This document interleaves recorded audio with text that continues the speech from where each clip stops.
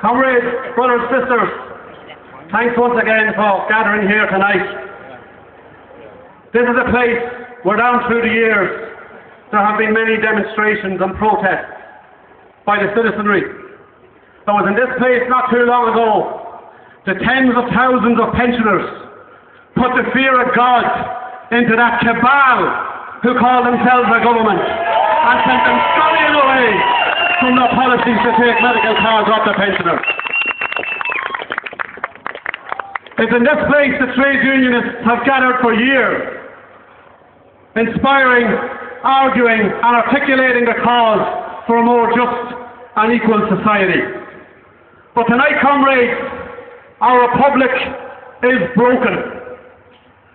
A nation that was created by tens of thousands of Irish men and women has been destroyed by an elite of politicians, developers and bankers.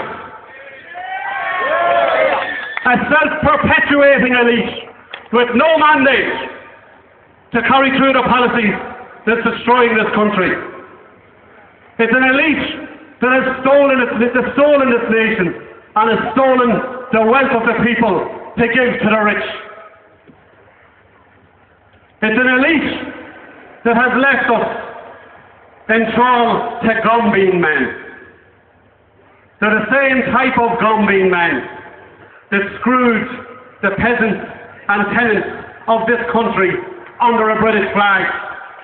And now, in 2010, they screw the working people of Ireland underneath the tricolour. This is a disgrace.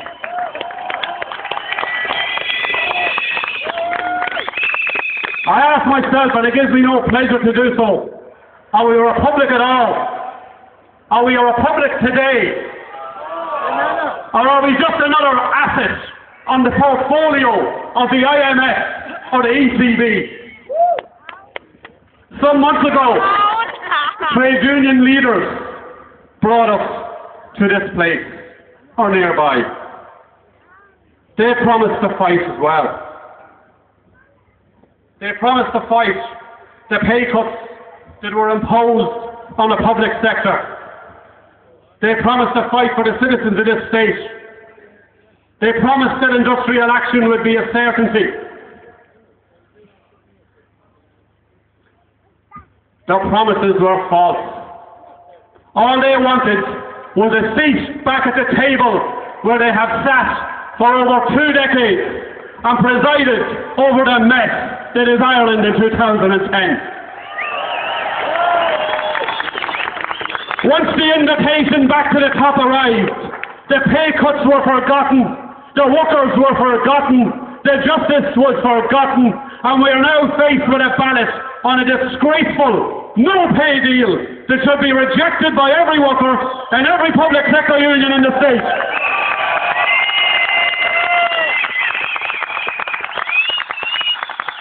But there's hope. People are angry, and that anger can be harnessed in a productive way.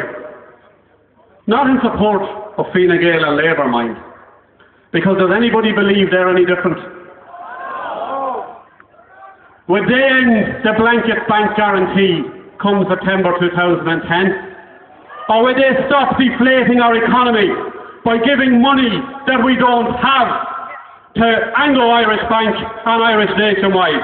They can't even answer a simple question as to whether they think workers should support or reject the current no-pay deal on offer.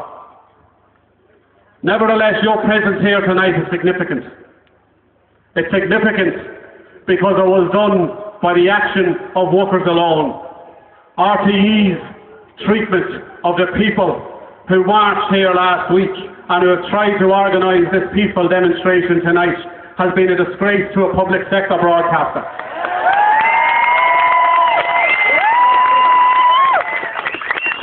Citizens are crying out for an alternative leadership and direction. In recent weeks, a plethora of voices have joined us all in the cry for justice and more equality.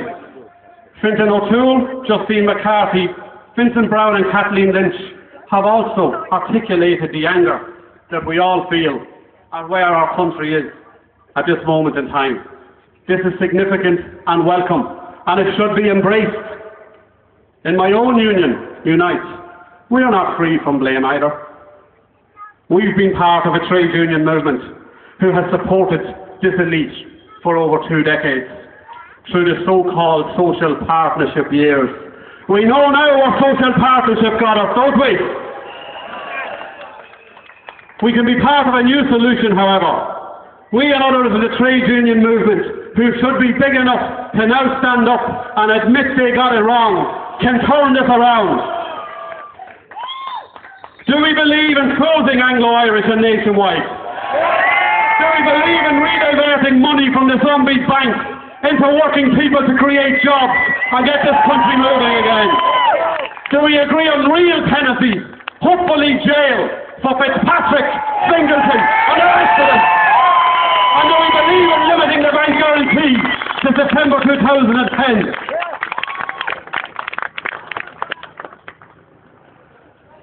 If we believe and if we agree on these things, it's time for us to focus on what holds us together, rather than always arguing about what drives us apart. People in the left, and yes, people in the centre, anybody who is progressive, anybody who is disgusted at the state of this country in 2010 should join in a broad church. We should join in a broad church, and we should throw out that cabal next door to chain the flag they sit under. Some simple steps might help. The pay deal will be accepted, by hook, or as I predict, by crook. But that is not the end of the matter. Where the government try to ram their proposals down the necks of teachers, nurses, or other public servants, they must be fought on the picket line. It's the only place that workers have a real home and can fight back against the corruption that is destroying this country.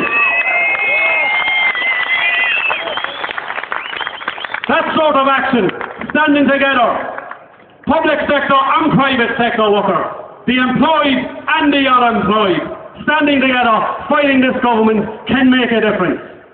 We must then lobby our government. Yes, our government TDs. Their mailboxes must fill up with demands that they support the workers, the PAYE workers, the self-employed workers, and the unemployed in their constituencies.